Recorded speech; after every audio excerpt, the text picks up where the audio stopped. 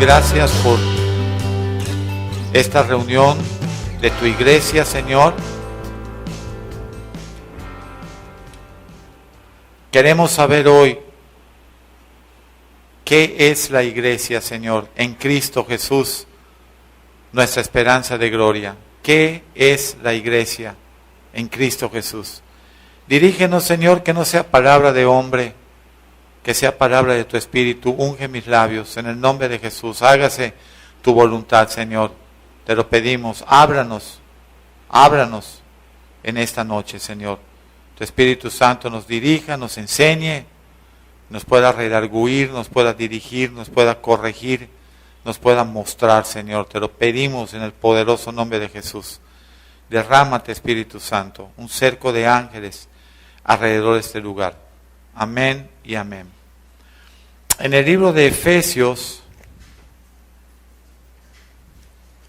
¿qué es la iglesia? Así se llama la prédica, ¿no? ¿Qué es la iglesia? De acuerdo a Cristo, nuestra esperanza de gloria. Entonces vamos a ir al libro de Efesios, en el capítulo 1, y en el versículo, vamos a leer desde el 18 o desde el 15, vamos a dar el contexto del Efesios 1 del 15 al 23, amén. Dice, por esta causa, dice Pablo, yo también, habiendo oído de vuestra fe en el Señor y de vuestro amor para con todos los santos, no ceso de dar gracias por vosotros, haciendo memoria de ustedes en mis oraciones, para que el Dios de nuestro Señor Jesucristo, el Padre de gloria, os dé espíritu de ¿qué? De sabiduría y de revelación en el conocimiento de Él. Si no tenemos el espíritu de sabiduría y el espíritu de revelación, no puede haber conocimiento de Dios. Nunca. Amén. Por eso llegamos a la iglesia, salimos de la iglesia, entramos a la iglesia, nos vamos de la iglesia y ¿qué sucede? Nada, porque no tenemos esa revelación, no tenemos esa sabiduría, y obviamente todo está basado en la fe, ¿no? Si aparte no creemos, pues mucho menos va a fluir. ¿Se dan cuenta cómo ahora podemos leer la Biblia desde otro enfoque? Que todo lo que dice Dios, sí es cierto, ahí está la sabiduría, pero siempre va a haber un versículo que diga, la que te dio el Señor, la que el Señor te puso a tu disposición, el poder de Dios sobre ti, el poder. Hoy tuvimos un testimonio de la hermanita Andre, ¿verdad? Que fue lista para que lo operen y ¡pum! Ya te dijo el dentista, no hay necesidad de una cirugía. Y son bien dolorosas, ¿verdad? Porque hay que remover y poner las cosas que duelen, ¿no? Los dientes. Entonces dice luego acá, dice, para que el Dios de nuestro Señor Jesucristo, el Padre de gloria, nos pueda dar espíritu de sabiduría y de revelación en el conocimiento de Él. Dios quiere que lo conozcamos al Padre, al Hijo y al Espíritu Santo. Amén. Dice, alumbrando. ¿Quién alumbra? ¿Quién es la luz? Cristo, la luz de este mundo. Alumbrando los ojos de vuestro entendimiento, para que sepamos cuál es la esperanza a que los ha llamado. ¿Cuál era la esperanza? Cristo. Cristo en nosotros, la redención a los gentiles. Amén. ¿Y cuáles son las riquezas de la gloria de su herencia en los santos? Pues es la salvación, la justificación por medio de la fe. Cristo en nosotros. Todo eso, el único lugar donde tú lo puedes recibir es en la iglesia. ¿Amén? Ok, dice luego, ¿y cuál es la súper eminente grandeza de su poder para con nosotros? Todo el poder que tú puedas tener para sostenerte en Cristo es recibido de parte de Dios. Amén. Todo lo que tú hagas, todo lo que dé fruto, todo lo bueno, todo lo agradable, es Cristo en nosotros, la esperanza de gloria. Es la súper eminente grandeza de su poder, de su revelación, de su sabiduría, de todo lo que Él quiere poner en nosotros. Tú y yo sin eso no somos nada. Aunque vayamos a la iglesia, aunque nos llamemos cristianos, aunque leamos la Biblia, aunque me digas, no, porque yo estudié en tal lugar o no estudié, eso no tiene nada que ver. Todo lo que tiene que ver es cuánto Dios está operando en ti. ¿Sí o no? Si Dios no está operando en nosotros, tú solamente eres letra, y la letra mata. Eres un fariseo y un religioso. ¿Ok? Dice, mucha letra mata. Amén. Pastor, ¿no me puede dar letra para que yo mate a mi esposa? No. ¿Ok? Sí, no, porque ahorita empiezan. La letra mata. Oye, creo que tienes que leer, Juanita. Entonces dice luego, según la operación, estamos en el 19, para saber cuál es la supereminente grandeza de su poder para con nosotros. ¿Quiénes? Ahí está lo que dice don Tomás. Los que creemos. ¿Estamos bien? Efesios 1:19. Sí. ¿Seguro? Esa eminente grandeza, ¿para quién es? Para los que nos dormimos. No, para los que creemos. Amén. Según la operación de qué? Del poder de su fuerza, que opera en quién? En nosotros. Amén. La cual operó también en quién? En Cristo. Todo, vean el púlpito. Lo que Dios le entregó a Jesús para cumplir su voluntad, ahora se lo está entregando a todos los que creen en Jesús. Y eso solo se consigue en la iglesia. Dice, toda esa grandeza ahora es entregada a los que creemos, según la operación del poder de su fuerza. Versículo 20. Esa fuerza operó también en Cristo, resucitándole de los muertos y sentándole a su diestra en los lugares celestiales.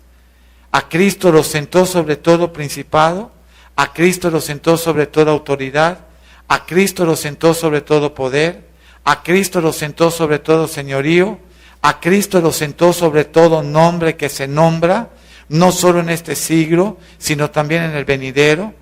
A Cristo le permitió someter todas las cosas bajo sus pies. A Cristo lo dio por cabeza sobre todas las cosas a la iglesia. El que no viene a la iglesia está destituido. ¿Ok? No importa si es tu hijo, mi hija, mi sobrino, mi primo, mi hermanito, mi tía, mi gata, no importa. Si no les da la gana de venir a una iglesia, están caminando alegremente al infierno. Porque en el único lugar donde se desata el poder de los cielos es en la iglesia. Amén. Así que no nos engañemos, no nos hagamos de que pensemos, bueno, no es tan así, porque Dios está en todas partes. Sí, Dios está en todas partes, pero Dios perfecciona y se revela en la iglesia. Si no, eres una cabra montés. Amén. Eres una cabra, no eres una oveja. La oveja entra por la puerta a redil. Esa puerta es Cristo y a redil es la iglesia. Amén. Digan amén. No estén tristes. Hay gente que está masticando un chicle de este tamaño. Mira. Para que no se duerma. ¿Sí o no? Todo lo veo. Ay, pastor, todo lo ve usted. Qué bárbaro. Seguimos. Dice luego. A él lo da por cabeza sobre todas las cosas a la iglesia. 23. Dilo, la cual. Esa iglesia es su cuerpo. Esa iglesia es la plenitud de Jesús, que lo llena en todo. La plenitud de Jesús la puedes encontrar ¿dónde? En la iglesia. ¿Quién es la iglesia? ¿El templo? No, los hermanos. Cuando tú no vienes porque no te dio la gana, porque te dio flojera, porque peleaste con tu esposa, todo eso son argumentos que el diablo pone para que tú no te congregues. El día que nuestra carne esté en la cruz del Calvario, nada nos va a detener de venir. El día que decidamos poner nuestra carne en la cruz del Calvario, no nos vamos a enfriar ni a entibiar. ¿Por qué? Porque la obra no la vas a hacer tú. ¿Quién la va a hacer? Cristo en ti. Cristo va a entrar a este cascarón viejo y va a tomar mi vida para cumplir en mí su voluntad, de acuerdo a su poder, de acuerdo a su sabiduría, de acuerdo a su plenitud. Pero el único lugar donde eso sucede es en la iglesia, en el cuerpo de Cristo. Imagínate que me para a presentar, pastor, no vino su cabeza, es que estaba cansada. Vine sin cabeza hoy. ¿Sabes que ayer atropellaron a 2 hermanitos de la iglesia en un estacionamiento de un cine? Yo me imagino que venían abrazados, ¿no? Cantando coritos, ¿verdad? Les digo, yo no me explico cómo ustedes los pueden atropellar en un estacionamiento. Es que salimos corriendo del cine porque había servicio. Bueno, si tú sales corriendo del cine sin ver a dónde vas a cruzar, es mejor que hables a la funeraria de una vez, para que te manden a recoger. ¿Sí o no? Ahora, a cualquiera le puede suceder, pero la gran mayoría de ustedes, y se lo he dicho a todos, se enganchan los 2 audífonos y se sienten hechos a mano. Pero tú estás cantando, olele, olala. Una samba, una clase de zumba, no sé. ¿Okay? Lo único que no estás haciendo, que el que viene allá te va a zumbar y te va a mandar a 100 metros. Porque no estás en lo que estás. No en el caso de ellos, pero la gran mayoría de ustedes salen a la calle sus audífonos. Ustedes ya quieren ver a Dios, ¿verdad? Yo creo. Por favor, están en moto con los audífonos. Si sin audífonos son un peligro, imagínate tú si ya no oyen los motociclistas. Seguimos. Efesios 2 dice, y Él os dio vida a vosotros, Dios Padre, Dios Hijo, ¿verdad? Espíritu Santo, cuando estaban muertos en vuestros delitos y pecados. La especialidad del Señor es resucitar muertos, en este caso espirituales. Quiere decir que tú prácticamente nunca te vas a acercar a Dios si no es porque tú te sientes que estás liquidado en delitos y pecados y lo admites. Porque si no lo admites, sigue la fiesta, ¿ok? Una vez que te suene la trompeta, ya tu vida no es la misma. Tú puedes pensar, no pasa nada, pero ya te sonaron la trompeta, ¿ok? Dice luego, en los cuales, entre delitos y pecados, dice, anduvisteis en otro tiempo, siguiendo la corriente de este mundo, conforme a Satanás, que es el príncipe de la potestad del aire. Cuando tú oigas potestad del aire, es Satanás. Amén. Al espíritu que ahora opera, ese espíritu de Satanás, está operando en qué hijos de desobediencia. Tus hijos están en desobediencia, tienes el espíritu que está operando. Le dije a una familia el otro día, tus hijos están con un teléfono clandestino. No. Tus hijos están con un teléfono clandestino. No. Sí. Seguro que sí. ¿Por qué lo dice? Porque se sigue durmiendo en todas las predicaciones. No importa si es de día, si es de noche. ¿Sí o no? Y sí tenía un teléfono. Pero allá sale el papá. Cuidado, se lo digan al pastor. ¿Ah? Cuidadito. Se llama un necio. El siguiente es, el teléfono lo tiene la mujer y se va con otro. Porque ya que todo lo vamos a hacer clandestino, lo vamos a hacer bien. Y mi mujer se fue con el teléfono. Con el teléfono, sí, con el telefonista, el que le hablaba. Nosotros propiciamos todo ese relajo en la casa. No tenemos los pantalones, ¿verdad?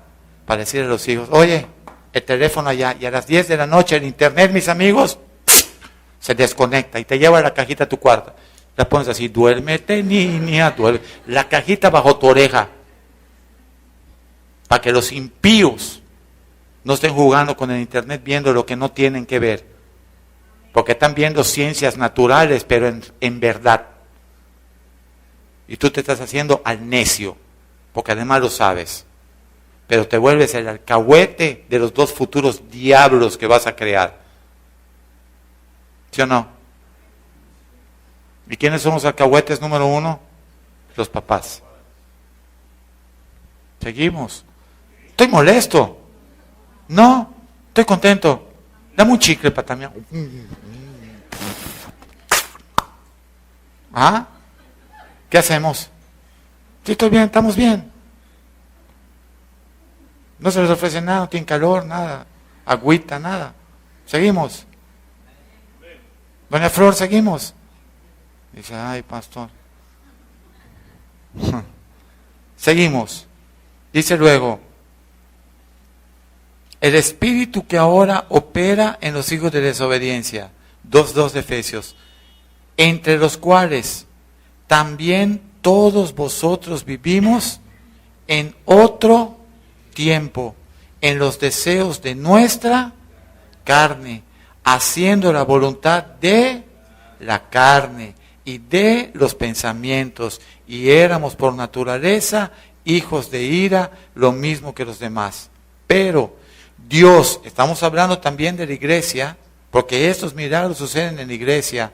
Dios, que es rico en misericordia, por su gran amor con que nos amó, aun estando nosotros muertos en pecados, nos dio vida juntamente con Cristo, porque por gracia sois salvos, y juntamente con Él nos resucitó, y asimismo nos hizo sentar en los lugares celestiales con Cristo. Vean esto, si Cristo está sentado en los lugares celestiales, nosotros por fe estamos sentados con Él.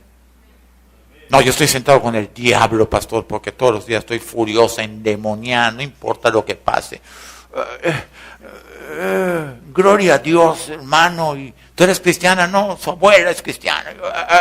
¿Sí o no?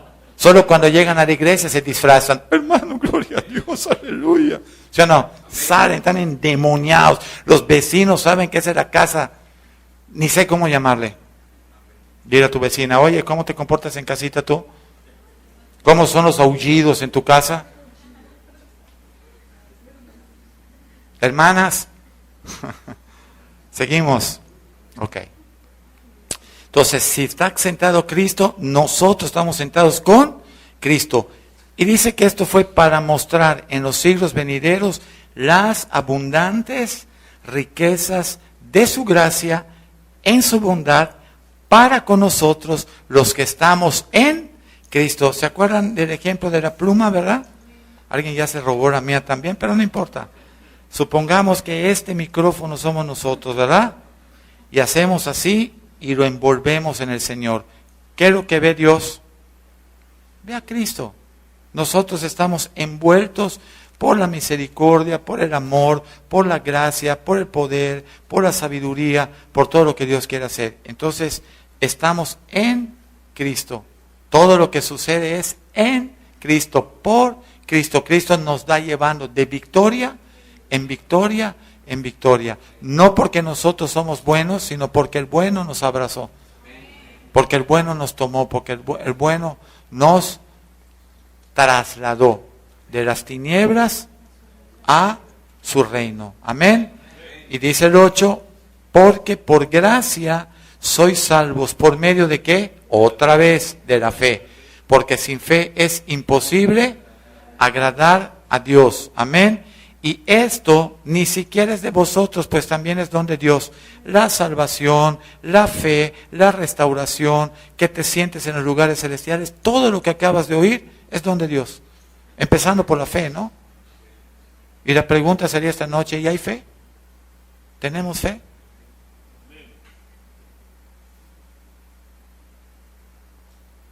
Las casas de ustedes, ¿hay fe?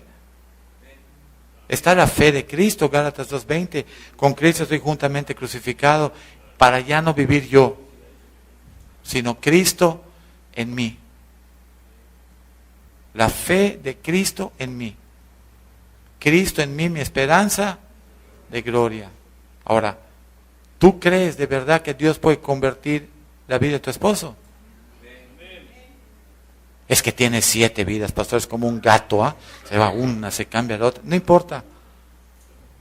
Aunque tenga 7 vidas, te aseguro que ya le queda 1 o 2. Está llegando al final de la jornada. Pero, ¿tenemos fe para eso? ¿Saben lo que es la fe? Creer que Dios va a hacer algo sobrenatural.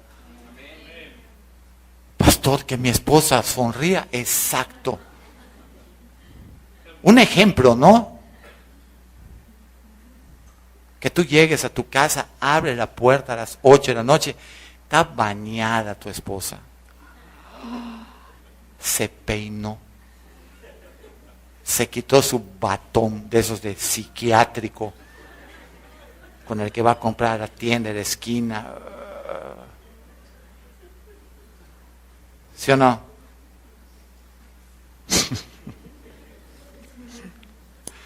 Amigos, ¿sí o no? Todos nosotros tenemos la misma capacidad de tropezar, de no caminar, de no entender, pero Dios quiere hacer un milagro por medio de la fe. Amén. Dice, y esto tampoco es de nosotros, es don de Dios. Versículo 9, Efesios 2:9, y no va a ser por obras. Es la gracia, es la misericordia, es el favor, para que nadie se gloríe, porque somos hechura suya, creados en Cristo Jesús, para buenas obras. ¿Quién nos hizo?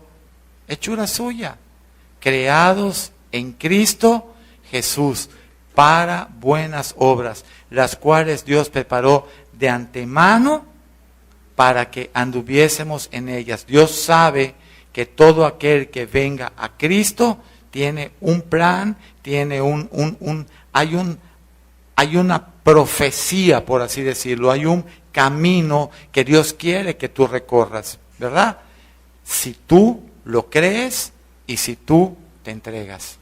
No es por obras, es por gracia, es por fe. Amén. Ahora,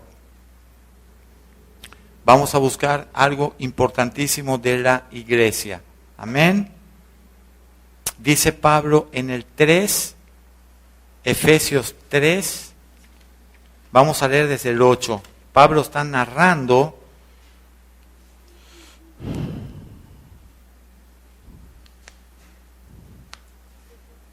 vamos a leer desde el 1, el 3, tengo que leer el 3 de Efesios y el 4, súper importante, que es la iglesia, ¿no? Dice el 3:1 de Efesios, por esta causa yo, Pablo, prisionero de Cristo, por ustedes los gentiles, los que no somos de cuna hebrea, ¿verdad? Sino que somos fuera de esa cuna hebrea y somos hijos por medio de la sangre y de la fe en Jesucristo. Dice, si es que habéis oído de la administración de la gracia de Dios que me fue dada para con ustedes, que por revelación me fue declarado el misterio, como antes lo he escrito brevemente. Amén. El misterio obviamente es la salvación por medio de la sangre de Cristo, la promesa de la justicia por medio de la fe, que fue dada a los dos pueblos, al pueblo judío y a los gentiles, ¿verdad? Dice que el 4...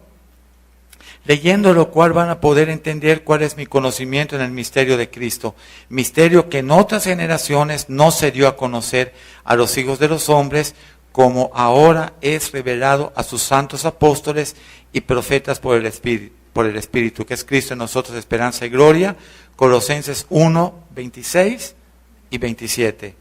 Dice que los gentiles, ahí está el misterio, también son coherederos y miembros del mismo cuerpo y copartícipes. ¿Quién es el cuerpo? La iglesia. y copartícipes de la promesa en Cristo Jesús, por medio de ¿qué? Del Evangelio, del cual yo fui hecho ministro por el don de la gracia de Dios que me ha sido dada según la operación de su poder. Y Pablo está hablando de todo lo que en la iglesia puede suceder, ¿verdad? Dice el 3:8 de Efesios: a mí, que soy menos que el más pequeño de todos los santos, de apóstoles, ¿verdad? Me fue dada esta gracia de anunciar entre los gentiles el evangelio de las inescrutables riquezas de Cristo y de aclarar a todos cuál sea la dispensación del misterio escondido desde los siglos en Dios que creó todas las cosas, y para que esa multiforme sabiduría de Dios sea ahora dada a conocer. ¿Por medio de qué? De la iglesia. La importancia de congregarte es el hecho de que Dios en la iglesia derrama paz, derrama bendición, te hace un solo cuerpo, derrama la sabiduría de Él. Es en la iglesia. Si tú lees el libro de Efesios 1, Efesios 2, Efesios 3 y Efesios 4, todo va a suceder en la iglesia. Le doy la bienvenida, hermana. Un aplauso al Señor por la vida de esta familia que está llegando. Ahora, ¿qué es lo que la iglesia está tratando de hacer? ¿O qué es lo que nosotros estamos llamados a hacer? Muy bien. Cuando llega la gente a la iglesia, el 90% de la gente está divorciada y está quebrada, económica, financieramente, socialmente, familiarmente, espiritualmente. ¿Verdad? Y la iglesia está supuesta a ser una ciudad de refugio. ¿Se acuerdan en la época cuando se escribió toda la ley y todo? Se empezaron a dar mandatos de ciudades de refugio. Jerusalén era una ciudad de refugio. Cuando murió Saúl, Abner, el capitán de la guardia de Saúl, llegó a la ciudad de refugio a decirle a David: ya no tengo nada que pelear contra ti, murió al que yo guardaba, yo era el jefe de armas de Saúl, si tú me quieres matar, mátame, pero yo me quedo en paz contigo. Y le dijo David: no, vete a tu ciudad y reposa, que tú conmigo no tienes ni un problema, porque tu trabajo que era defender a Saúl, lo hiciste lealmente, aún atacándome a mí, pero ya murió Saúl, tú te vas en paz. Joab, el jefe de armas de David, lo trajo con engaño y lo mató. Y David lo llamó y le dijo: tú traicionaste a Abner, porque esto era una ciudad de refugio, y tú lo mataste a traición, sin que él se pueda defender. Cuando David iba a morir, le dijo a su hijo Salomón: a Joab me lo matas, junto con Simeí, que también me traicionó, vas a matar a Simeí y vas a matar a Joab, a los dos, porque si no te van a traicionar a ti. Entonces, todo esto, la iglesia ahora es esa misma ciudad de refugio. Entonces, cuando llega la familia, cuando llegan las personas, cuando llegan, ¿cómo es lo que tradicionalmente nosotros llegamos? Llegamos muchas veces sin el esposo, sobre todo las señoras, ¿verdad? O sin los hijos. Y no hay forma de traerlos a la iglesia. ¿Por qué? Porque ellos oyeron la palabra, pero vieron en sus padres otra cosa. O sea, nunca cuadró lo que se habla con lo que se vive. ¿Tiene sentido? Entonces, una iglesia como Vida del Manantial, que el origen de nosotros es el divorcio mío con mi esposa, está llamada a, como iglesia, presentar la oportunidad de restauración para cualquier familia que nos visita acá. Cualquiera. Porque esa es la gracia que está sobre mi vida. La restauración de la familia, la restauración de los hijos. Ahora, ¿quién quiere pagar el precio de la restauración? ¿Cuál es el precio, pastor? Todo. ¿Qué te cuesta restaurar? Todo. Ven, Esther.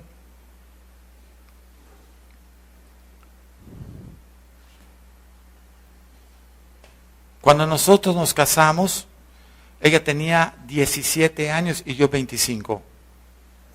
Si ahorita luce de 35, 40, ¿qué sería cuando tenía 17? Y ahorita tiene 50, ¿no? Entonces, como no éramos cristianos, nosotros ni conocíamos el concepto de la iglesia, porque iglesia pensábamos que era un templo. Bueno, en la familia de ella habían 3 sacerdotes, queda uno vivo, y habían 2 monjas, queda una viva. Entonces, por religión, nosotros no paramos. Nuestra misa fue concelebrada cuando nos casamos. Cuando salimos a la fiesta, hicimos una tremenda fiesta. Yo tuve la osadía de agarrar el micrófono y decir, ¿están viendo nuestro matrimonio? Sí, nunca nos vamos a divorciar. Contador público, posgraduado, especialista en fiscal, un diplomado en finanzas, casa propia, lancha, coches, casa en la playa. Estaba yo hecho, ¿no? A los 10 años, ella y yo estábamos divorciados. No hubo religión que detenga el divorcio, no hubo religión que detenga el destrozo, no hubo religión que detenga la bancarrota que yo tuve. 5 áreas: moral, social, económica, familiar y profesional. Cuando una persona tiene esas 5 bancarrotas, lo único que quiere es suicidarse. Porque si te caes de un escalón, pues te levantas. Pero si te caes de un edificio de 10 pisos, estás muerto. Y yo sentí que caí de un edificio de 10 pisos. Cuando yo conozco el Evangelio, por mi pastor, que es un abogado en los Estados Unidos, retirado ahora, muy joven, 10 años más chico que yo. Tiene 47, 48 años tiene. Y me dice, escucha lo que te voy a decir. Tú te puedes llamar cristiano, tú te puedes proclamar cristiano, tú puedes saber toda la Biblia, pero si tú no tienes un matrimonio que te respalde, lo tuyo solamente son palabras. Tienes que volver con tu esposa. Y como todos nosotros somos bien obedientes, dile a tu vecino, oye, somos súper obedientes. Le dije, hasta la vista, y me largué de la iglesia. Hasta la vista, y me fui, me enojé. Yo estaba en Miami y ella estaba en Mérida. Y yo dije, este tipo, que es mi pastor ahora, está realmente tostado. Se le pegaron los 2 cables positivos y se tronó su computadora cerebral. Esa era mi opinión. Y empecé a buscar, igualito que todos nosotros, todos los versículos para justificar mi maldad. Dile a tu vecino, te hablan. ¿Y dónde dice acá que yo puedo? Sí, y también, mira. Chuleta, carne. Entonces, después de 3 días de estar discutiendo con todo el mundo, oí una voz en el cielo que me dijo, oye, nunca en tu vida tú has obedecido a nadie. Me topaba por primera vez con la iglesia, con una iglesia, no con una religión. Y me mostraron Primera de Timoteo 3, desde el 1. Por favor, dile a tu vecino, no arranques esa hoja. Luego tú quieres ser predicador, quieres ser esto. Y tú, si no tienes una esposa que te respalde y unos hijos que te respalden, no eres más que un diablo con Biblia. ¿Sí o no? No conoces un diablo con Biblia. Si el diablo sabe toda la Biblia, pero no lo obedece. 1 Timoteo 3, dice esa hoja, ya la arranqué hace rato, pastor. Dice, palabra fiel es esta: si alguno anhela obispado, que significa ministerio, quiero ser pastor, quiero ser evangelista, quiero echar fuera demonios, pastor. Digo, cálmate. No te vayas a alterar demasiado y te vayas a echar tú mismo de acá. Cálmate. Sí, porque todos llegan, yo quiero sacar demonios, pastor. Cálmate. Tranquilo, baby, tranquilo. ¿Ok? Entonces, palabra fiel es esta: si alguno desea obispado, buena obra desea. Pero lean conmigo. No lo encuentra don Tommy. Dios mío, me voy a preocupar. Pero, Yo lo sé, don Tommy, yo lo sé, yo sé. Eso yo lo sé. Pero es necesario que el obispo tenga sea irreprensible, marido de una sola mujer, a la vez o en tiempos. No me vengas ahora. Marido de una sola mujer, que sea hospedador y que sea apto para enseñar, no dado al vino, no pendenciero, no codicioso de ganancias deshonestas, sino amable, apacible, que no sea avaro o ávaro. Dilo conmigo el 4, que gobierne bien su casa, que tenga a sus hijos en sujeción, con toda honestidad. Amén. Pues el que no sabe gobernar su propia casa, ¿cómo cuidará de la iglesia de Dios? ¿Sí o no? Bueno. Entonces por eso ves que pasan por acá cientos de personas. Pastor, yo tengo un llamado porque yo me paro y la gente se cae al piso. Digo, oye, los que primero se caen al piso deben ser tus hijos en que no les das de comer. Y tu esposa, que cada vez que te ve parado predicando lo que tú no vives, se cae también. Pero de locura. ¿Sí o no? Dile a tu vecino, ¿te hablan? ¿Sí o no? Ahora, dice luego, tampoco debe de ser un neófito, que significa un recién convertido, porque no sea que envaneciéndose caiga en la condenación de ¿qué? Del diablo. También es necesario que tenga buen testimonio de los de afuera, para que no caiga en descrédito y en lazo del diablo. ¿Listos? Cualquier persona que te venga a decir, hermano, yo tengo una palabra para usted profética. Diré, excuse me, ¿dónde está tu esposa? ¿Dónde están tus hijos? ¿Dónde está tu casa? ¿Y dónde están tus finanzas? Y ahí va a ser así, mira. Dice, ¿cómo? Sí, tú no me vas a dar una sola palabra si tú no tienes el respaldo de la gloria de Dios sobre tu vida. No porque tú lo puedes hacer, porque Cristo lo quiere hacer en ti. Para eso sirve la iglesia. Entonces, mucha gente quiere venir a la iglesia a buscar lo espectacular. Es que yo vengo por un milagro. No, si a Cristo lo siguieron 10,000 buscando un milagro. Y al final dijo, ustedes solo están viniendo por esos peces y por esos panes, pero no están viniendo por quien yo soy. Y dice que a partir de ese día, Juan 6, 66, 67, muchos de aún sus discípulos lo abandonaron. Entonces nosotros, el mayor milagro, dilo conmigo, el mayor milagro que tú puedes ver en una iglesia es tu familia restaurada. 5 años después divorciado, gracias a la casa de refugio que es la iglesia, yo le marqué a mi esposa. Y oye, perdóname, dilo, perdóname. ¿Cuándo nos salen esas palabras? Borracho nada más. Dile a tu vecino, ¿te hablan? Pero en sí, ¿quién quiere decir perdóname?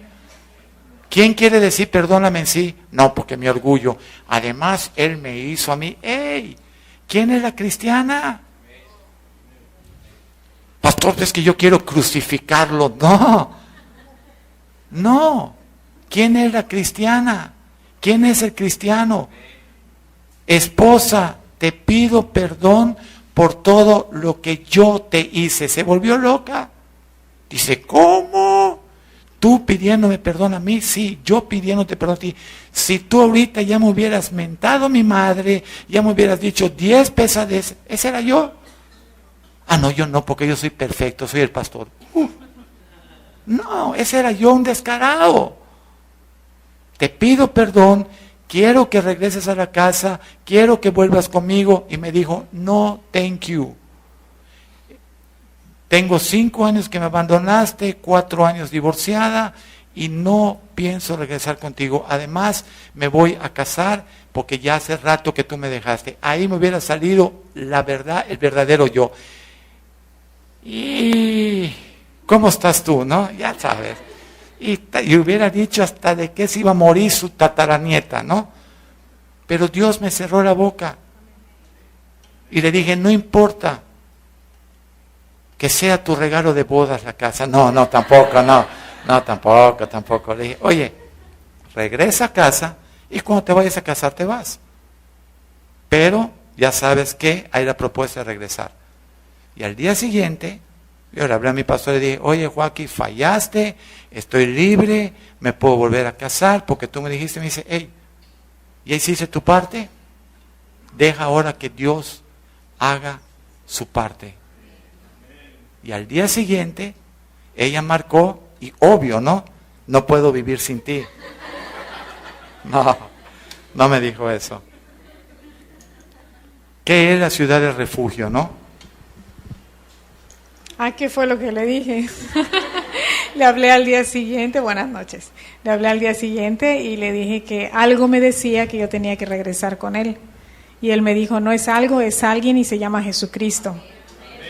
Y yo le dije, pues qué bueno. Imagínate, yo era católica, pero no entendía nada. Yo conocía por encimita, como dice la Biblia, de oídas lo había oído, pero no conocía al Dios verdadero. Nunca me presentaron a Jesús, nunca sabía que Él había dado su vida por mí realmente. Yo hasta era catequista y nunca me enteré. Entonces allá empezó el Señor a obrar en nuestra vida. Me dijo Él, quédate ahí porque todavía no sabemos ni lo que va a suceder y vamos a esperar los tiempos de Dios. Y yo, ¿y cómo te va a decir Dios qué hacer? Imagínate, yo no conocía, yo no sabía. Y me dice, mira, Dios lo va a mostrar, Dios lo va a confirmar. Y yo, está bien. Y yo también empecé a pedirle perdón, porque ni siquiera lo quería yo hacer, pero me salía pedirle perdón porque yo no había sido una esposa como debía haber sido. Le dije, la verdad no sé lo que es ser esposa. Hemos vivido 10 años juntos y nadie me enseñó a hacer cómo es una esposa, cómo es una madre. Yo no tuve un ejemplo en mi casa. Pues mi mamá viuda. Era viuda su mamá. Salió desde que yo tengo 6 años, yo era huérfana, así que yo nunca vi esa imagen paterna y una imagen materna y una esposa, no tuve esa enseñanza. Mi abuela viuda, o sea, no tenía yo de dónde ver nada, ¿no? Y no es que me justificara, pero yo decía, algo no estoy haciendo bien. Y yo sé que fue Dios que me empezó a mostrar en lo que yo estaba mal y le empecé a pedir perdón y yo no lo quería hacer, pero salía. Y él me decía, no, mira, tranquila, vamos a ver lo que Dios va a mostrar, quédate ahí. Y pasaron 4 meses, no, como a los 2 meses yo recibí al Señor. Teníamos una hija, acuérdense, que ya la dejo de 7, ahora tiene 12 años y no quiere saber de su papá, obvio. Sí, fue una etapa difícil porque ella, pues lo único que me decía es, ¿cómo tú puedes hablar tan tranquila con él después de todo lo que nos hizo? Y yo desde antes... yo sé que Dios empezó a trabajar en mi corazón antes de conocer a Cristo, porque yo nunca dejé de visitar a mi suegra, porque es la abuela de mi hija, ¿no? Y yo nunca quise romper ese lazo, porque esos lazos no se pueden romper. Y yo la llevaba, y él le escribía cartas a su mamá, diciéndole lo que hacía, pero 2 líneas de lo que hacía y 30 versículos bíblicos. Y entonces mi suegra me decía, bríncatelos. Dígame diciendo, y bríncatelos. Y yo decía, ¿pero por qué me brinco esto? Si esto es lo más importante. Era corredor olímpica, puro brincar los versículos, ¿no? Y entonces me decía, mira, trae pura Biblia. ¿Quién sabe en qué está metido José María? Así que llévate las cartas a tu casa. Y yo pues me llevaba las cartas a mi casa y cómo Dios empieza a lavar el corazón de uno, sin uno saber, ¿no?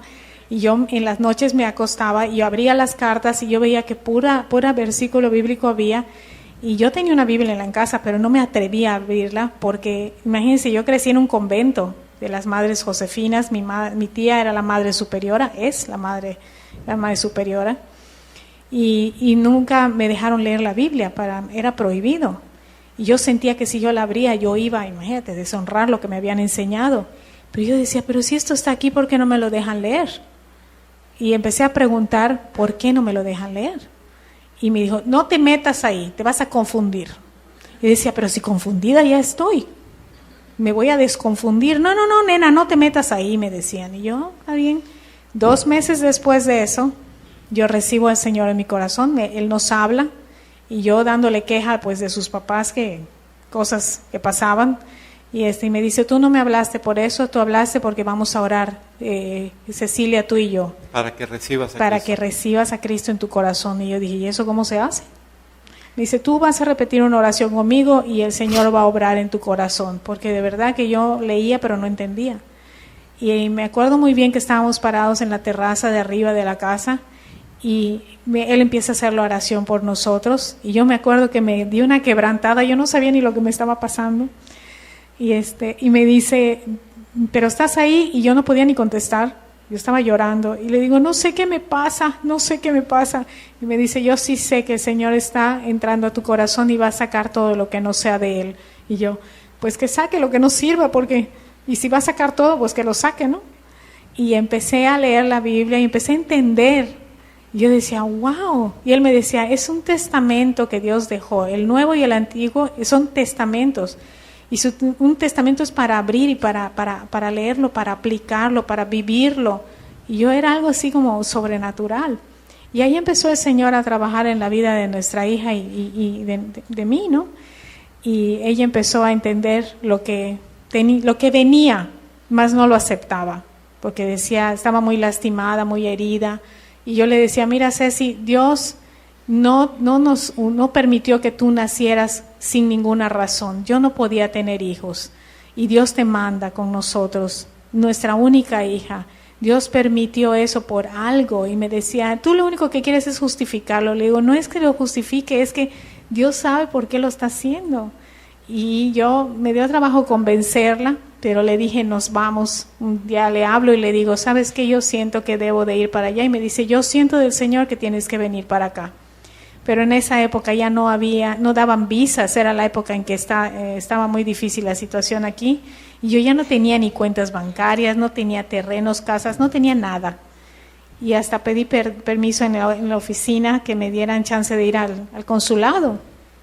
Y me negaron el permiso. Y yo dije, wow, ¿y ahora cómo voy? Si tienes que presentarte al consulado para sacar una visa. Y me dice el jefe, no puedes ir, no tienes chance de salir porque no hay quien se quede. Nadie quiere trabajar los días que tú trabajas, así que no se puede quedar la oficina sola porque tú eres servicio a clientes 24/7. Y yo dije, bueno, pues ni modo, vamos a ver qué pasa.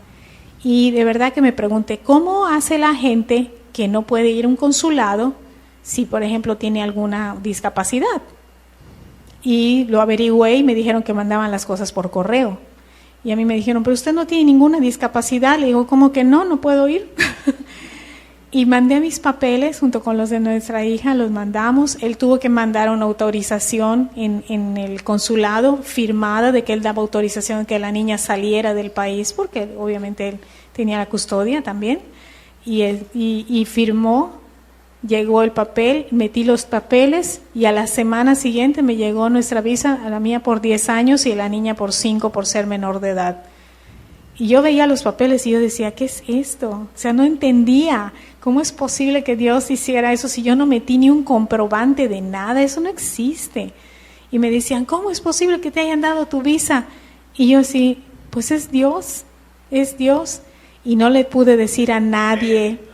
Amén. Y no le pude decir a nadie que nos íbamos porque Dios había preparado la restauración en nuestro corazón, pero no en el corazón de nuestras familias, de nuestros familiares. Entonces yo tuve el cuidado de no decírselo a nadie, porque cada vez que yo intentaba decir lo que Dios estaba haciendo en nosotros, me atacaban y me decían que estaba insana. Eso es lo clásico en las familias, ¿no? Que estaba yo loca. No disfrutan cuando tú te conviertes. No, lo dice Mateo 10:34. Fue bien triste. Yo le decía, Ceci, no digas nada porque te van a desanimar. Me decía, pero si no estoy ni animada. Yo le decía, sí, de todos modos, aunque no estés animada, yo sé que es un plan de Dios que nosotros estemos juntos. Y me decía, no voy a decir nada si no quieres, pero porque tú me lo dices, no porque yo no lo quiera decir. Déjame hacerte un paréntesis, que nuestra hija obviamente 10 años después, ella se casó felizmente con un pastor cristiano, ¿no? Amén. Y estas fueron sus palabras en el automóvil. Papá, si tú no hubieras hecho todo lo que hiciste, hoy este sueño mío no se estaría cumpliendo. Así es. Porque ella no solamente está convertida, sino que es esposa de un pastor, tiene 4 hijas y no está en absoluto traumada ni contra la familia, ni contra la maternidad. Prueba es que tuvo más hijas que lo que nosotros tuvimos, ¿no? Pero también es la gracia de Dios en ella. No, ella empezó a ver la mano de Dios en todo, porque decía, no es posible que nos hayan dado de la visa, de verdad tiene que ser Dios. Y ella había crecido en una escuela supuestamente cristiana, católica cristiana, una escuela religiosa, pero no existía una verdadera relación con Dios, y ella trataba de explicarse por qué sucedía todo.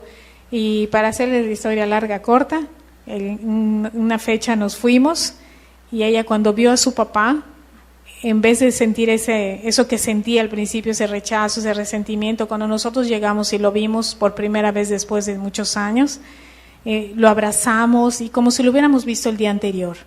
Dios sanó nuestro corazón de una manera sobrenatural, 0 rencores, 0 resentimientos, fue algo tan natural.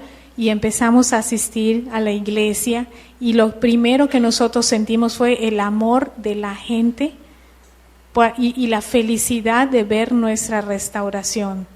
Y todavía era el primer día que llegábamos, completamente lo contrario a lo que yo sentía aquí cuando yo les decía, bueno, es que ya estoy hablando con José, y me decían, pero cuidado, no vais a tropezar con la misma piedra. Nada bueno me decían. De ahí salió la canción que se hicieron. Sí, me la cantaron y todo, esta me la cantaron. Pero yo decía, yo no puedo, cada vez que digo algo así, me dicen una locura. Fui hasta con uno de mis primos curas y le dije, oye, fíjate, no, mándalo a volar y tú búscate uno mejor, uno con dinero. Y el cura, y yo así como que... ¡Qué locura!, ¿verdad? ¿Qué le pasa a esta gente? Yo no entendía qué estaba pasando. Ya ahora entiendo que era algo espiritual, ¿no? Pero cuando llego allá a la iglesia, el amor de la gente con el que nos recibieron a nuestra hija y a mí fue algo tan fuera de serie que todos estaban tan contentos y decían, mira lo que ha hecho Dios, decían, y nos abrazaban y nos besaban y nos protegieron. De verdad, esa es la iglesia. Quieren, sí, la iglesia cristiana. De verdad quieren ver tu vida bendecida, no te quieren ver destruido, no te quieren ver tirado, no te quieren ver, tú sabes, frustrado. Quieren que tengas la fe de Cristo en tu vida. Pero fue algo tan diferente que yo empecé a vivir, que empecé a entender todo lo que yo había leído en los versículos años atrás, ¿no? El año anterior atrás. Y luego me dicen, ¿tú te quieres bautizar? Lo que haya que hacer, yo lo hago. ¿Qué hay que hacer? Hay que bautizarse. Amén, yo me bautizo. Pero, ¿por qué? No, yo no me pregunto por qué. A mí me dicen, haz esto porque yo sé que es Dios. Y si está en su palabra, yo lo creo. Fue algo sobrenatural. Amén. Gracias.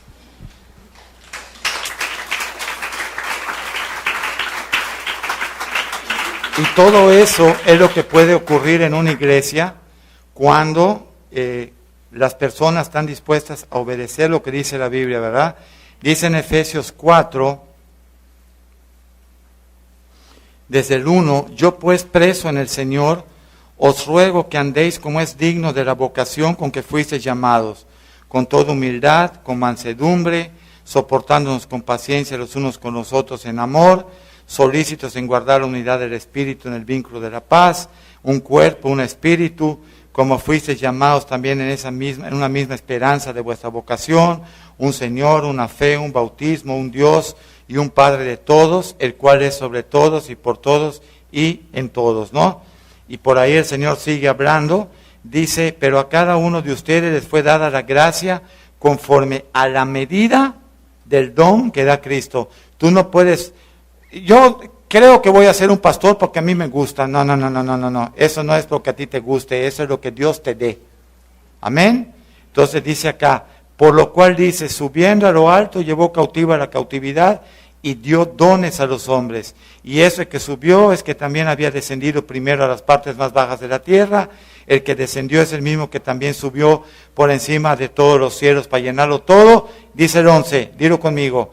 Y Dios mismo constituyó a unos apóstoles, a otros profetas, a otros evangelistas, a otros pastores y maestros. El problema es cuando tú te quieres constituir.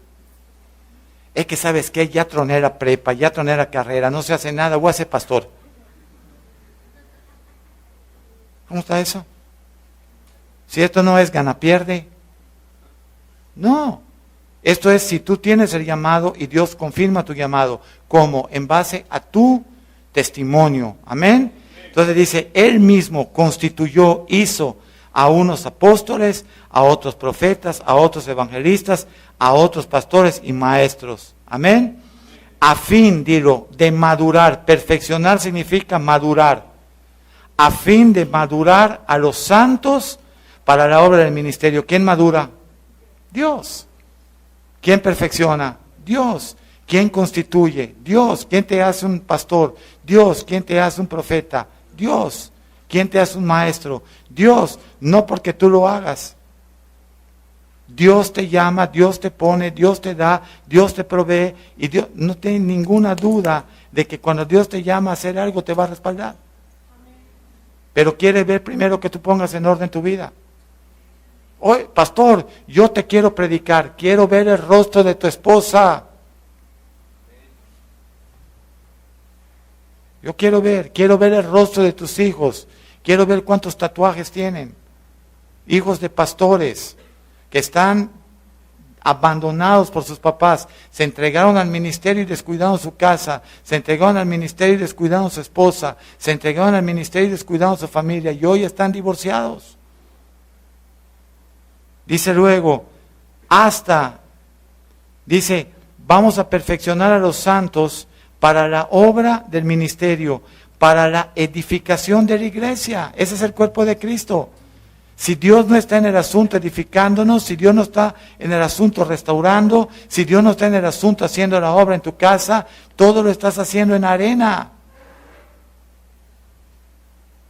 Por eso no pasa nada. Dice luego, hasta que todos lleguemos a la unidad de la fe, una misma fe, a la unidad del conocimiento del Hijo de Dios, a un varón maduro. Perfecto significa maduro. Hombre significa que lleva peso en los hombros. Si tú eres hombre, pero tu esposa paga la casa, tú no eres hombre, eres un nené. Lo opuesto de un hombre, la gente dice, torcido, no. Torcido estás tú. Lo opuesto de un hombre es un niño. Amén. Entonces Dios quiere perfeccionarte como un varón. ¿En dónde va a suceder? En la iglesia, a la medida de la estatura, de la plenitud de ¿quién? De Cristo. No te miras así. En Cristo. Si tú menguas, Cristo puede crecer en ti. Cristo es tu esperanza y gloria. Pásate al asiento de atrás y deja que el Señor maneje tu voluntad. No necesitas de copiloto que tú vayas diciendo lo que tú quieres. Él sabe perfectamente lo que tú quieres. Amén. Para el 14, hasta que alcancemos la plenitud de Cristo, el 14, dilo, para que ya no seamos niños fluctuantes. No podemos estar en la casa de Dios actuando como niños. ¿Sí o no? Oye, hermano, ¿dónde está tu esposa? No sé. ¿Dónde están tus hijos? No sé, eres un niño. No estás llevando el peso. No estás entendiendo lo que dice Efesios 5, del 24, 25 en adelante, que tú eres el representante de Cristo en tu casa, tú eres la cabeza de tu hogar. Tú tienes que tener a tu esposa vestida de lino fino, sin mancha, sin arruga. Amén. Entonces, ya, para que ya no seamos niños fluctuantes, llevados por cualquier tipo de doctrina, por estratagema de hombres que para engañar emplean con astucia las artimañas del error. Y es lo que estaba yo hablando con la hermana hoy. Hermano, si usted pone un peso aquí, Dios le da 1000. Excuse me, y si yo pongo 1000, me dará 1,000,000. ¿Sí o no? ¿Sí o no? Entonces, todos esos argumentos son los estratagemas de los hombres que los utilizan para saca provecho. Entonces, si queremos circo, vamos con los payasos. Si queremos iglesia, vamos a la cruz. Amén, pastor. El próximo domingo ya no estás aquí. ¿Y qué pasó? No quisiste pagar el precio. ¿Sí o no? Dice, a fin de que no seamos niños fluctuantes, engañados por cualquier viento de doctrina, para estratagema de los hombres que para engañar emplean con astucia artimañas del error, sino que siguiendo la verdad en amor. ¿Quién es la verdad? Cristo. En amor, crezcamos en todo, maduremos en todo, en aquel que es la cabeza. Esto es Cristo. ¿La cabeza de qué? Del cuerpo, de quien todo el cuerpo bien concertado y unido entre sí por todas las coyunturas que se ayudan mutuamente, según la actividad de cada miembro, recibe crecimiento para ir edificándose en amor. Ese cuerpo es la iglesia. Entonces, si todos en la iglesia hacemos nuestra parte, le voy a decir por qué los esposos no llegan a la iglesia. ¿Listo? Porque la predicación moderna no le da el lugar de honra a un esposo. Entonces llega la esposa a la casa con la Biblia. Oye, tienes que convertirte, porque yo voy a ser la profetisa de... Nada más te está viendo tu marido. Dice, mira la bruja esta. Ahora ya es una bruja con Biblia. ¿Sí o no? Antes venía porque estaba tostada, se pone a blotear. Ahora te blotea con versículos. Oye, ve lo que dice acá la Biblia. Oye, shh. Tu esposo no quiere oír lo que dice la Biblia. Quiero verte a ti preparando el desayuno. Ah, no puedo porque es ahora. Estoy orando.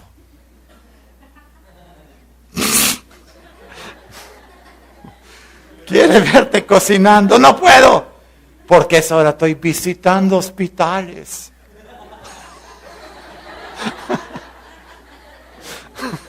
¿Sí o no? José Luis, ¿sí o no? Quiere verte en la cena. No puedo porque es ahora. Tengo que servir en la iglesia. Aleluya. ¿Sabes qué? Ni yo quiero vivir en tu casa, fíjate. Ya no solo tu marido no quiere vivir, no quiero vivir ni yo. Pero así están llenas las iglesias. 1000 guerreras, intercesoras. Esto, lo único que no pueden ser esposas y mamás. De hecho, ven sus hijos y esta gordita la conozco. ¿Quién será? ¿Creen que es la tía? ¿Sí o no? Ahora, ¿qué es lo que el Señor quiere hacer? El Señor empezó con una familia en el huerto y quiere terminar con una familia en los cielos. Él quiere que la casa esté unida. Casa dividida, Marcos 3:25, creo que es, te lo voy a confirmar. Dice que casa dividida no prevalece. Amén. Te voy a dar el versículo. Marcos 3:25. Una casa dividida contra sí misma no puede permanecer. Lucas 11:17 también dice lo mismo. Y Mateo 12:25 también dice lo mismo. Dice que una casa dividida cae. Amén. Entonces, la iglesia, dilo, la iglesia. Ahí le van los versículos otra vez. Marcos 3:25, Lucas 11:17 y Mateo 12:25. Amén. Ahora, todas estas familias que llegaron aquí por primera vez, llegaron igual. Llegaron sin esposo, llegaron sin esposa, y Dios ha hecho una obra en la iglesia. Amén. En la iglesia. Y esto es lo tremendo de todo. Hoy estábamos en la librería y llegó nuestra hermana, que es una gran cliente de allá de la librería, y me dice, pastor, donde llegamos nos acorretean con los diezmos. Le digo, pues vengan a la iglesia para que dé chance de que yo acorretee a ustedes con los diezmos, como nunca acorreteo yo a nadie. Pues quiero ver cuando menos qué se siente. ¿No sería bueno? Un acorreteado que sea que yo dé mi vida, ¿no? Le digo, hermanita, en esta iglesia ni se pide, ni se recoge, ni se habla. ¿Por qué? Porque si no es Dios el que edifica esta iglesia, es mejor cerrarla. Si no es Dios el que la sostiene, es mejor cerrarla. ¿Por qué? Porque nosotros creemos que si Dios toca verdaderamente el corazón de una familia, como fue en el caso nuestro, nosotros no hemos escatimado un solo peso para servir al pueblo de Dios. Pastor, ¿y usted diezma? No, yo no diezmo, yo doy el 90% de mis ingresos a la casa de Dios, pero no ahora, desde que me convertí. No ahora. Eso no implica que la gente tenga que dar ni siquiera el 10%. La gente que dé conforme a su ¿qué? Corazón. Ahora, ¿de qué sirve que tú traigas el 10% del diezmo si tú no traes tu corazón a la iglesia? ¿Sí o no? Entonces tú vienes y dices, bueno, voy a dar mi diezmito. Y das tu diezmito y nunca te veo por la iglesia. La gente no te conoce, no apoyas en nada, no ayudas en nada, no oras por nadie, no tomas carga por nadie. ¿Para qué sirve tu diezmo? ¿Para qué? O viceversa. Para que yo tenga llena la iglesia, vamos a predicar un evangelio que a la gente le guste, para que todos estén contentos. No. Porque un día nos vamos a topar en el infierno, tú engañada por mí y yo un sinvergüenza que se dedicó a predicar un evangelio light, un evangelio diluido, un evangelio donde el papá de ustedes nunca tuvo oportunidad. No me da la gana de eso. Si yo quisiera dinero, lo único que tengo que hacer, meterme otra vez a trabajar de mi carrera. Ya estuvo. Soy contador. Y tengo toda la estructura para ser un fiscalista hoy por hoy, 20 años después. ¿Por qué no? Agarro esto, lo cierro, nada más me congrego los domingos y me dedico a hacer billete y ya. Y lo hago otra vez. O vuelvo a abrir 10 zapaterías, tuve 4, abro 10. Ya sabes que estoy perdido, ¿no? Ya cambié al Dios verdadero por el Dios de las riquezas y los afanes de este mundo. Pero lo puedo hacer también, ¿por qué no? Pero agarrar el púlpito para hablarle a la gente, para que yo saque provecho. No, mi hermano. Vamos mejor a ser unos delincuentes ya oficiales. ¿Para qué te vistes de pastor? Ponte acá, bandido. ¿Ya? ¿Para qué tú utilizas el púlpito? Para estar engañando a la gente y decirle lo que dice acá, que por estratagemas de hombres, escuchen, termino con esto. Nosotros somos culpables de lo que sucede en la iglesia. Porque también nosotros venimos bien amañados y bien roñosos a la casa de Dios. Y no queremos que nadie nos corrija, que nadie nos dé una palabra, que nadie nos diga por qué. Porque venimos con 1000 prejuicios y traumas de inferioridad de la calle. Entonces, si el pastor te dice algo, se está enseñoreando de mí. A ver, defíneme enseñorear. Dice, no sé, pero lo oí. ¿De dónde sacas todas esas palabras rebuscadas que solo las maneja el diablo para la iglesia? Si tú llegas al hospital y tú tienes SIDA, te llevan al departamento de sidosos. Y si tú dices, no, yo quiero ir donde están los bebés recién nacidos, no quiero que se enseñoreen de mí.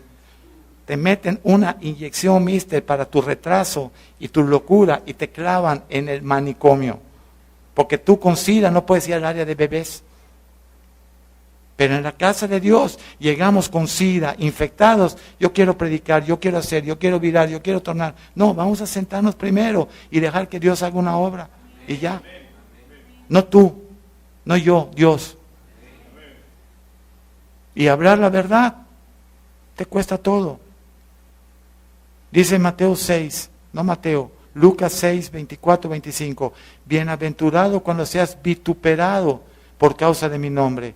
Porque si hablan bien de ti, lo mismo hacían tus padres con los falsos profetas. Ninguna persona que esté hablando la verdad lo van a aplaudir. Ninguno. Ninguno. Vamos a orar. Padre, nosotros queremos entender esta noche que solamente en la iglesia podemos recibir esta enseñanza, esta palabra, que es Cristo en nuestro corazón, pero la iglesia va a formar, perfeccionar el carácter, la plenitud de Jesús en nosotros. Yo te pido esta noche que esta palabra la recibamos en nuestro corazón y no en nuestra carne, Señor. Que tú puedas hacer la obra, que aún el milagro de restauración después de 5 años divorciados que hiciste con mi esposa y que ahora estamos cumpliendo 19 años restaurados, vueltos a casar, que sea un sello y una evidencia del poder tuyo en nosotros, Señor. Te bendecimos en esta noche, te damos la gloria y la honra, y que todas las familias que oigan esta predicación miren a los cielos de donde vendrá su socorro y sepan que tú eres en nosotros el que puede hacer esos milagros. No fue una obra mía, no fue una obra de mi esposa, fue una obra de tu Espíritu en nosotros, Señor. Y te damos la gloria y la honra, porque esto mismo puede suceder con cualquier familia que decida menguar y pedir perdón y ponerse a la altura de Cristo en su hogar, con su cónyuge y con sus hijos. Si el hombre no puede edificar su casa, Señor, que deje que le edifique Cristo y que deje que Dios haga la obra, como dice el Salmo 127.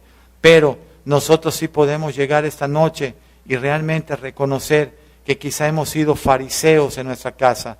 Hemos hablado la palabra, hemos proclamado el Evangelio, pero no tenemos una vida que nos respalda. Pidamos hoy a tu Espíritu Santo que nos detenga y pueda empezar de nueva cuenta en nosotros. En el nombre del Padre, del Hijo y del Espíritu Santo.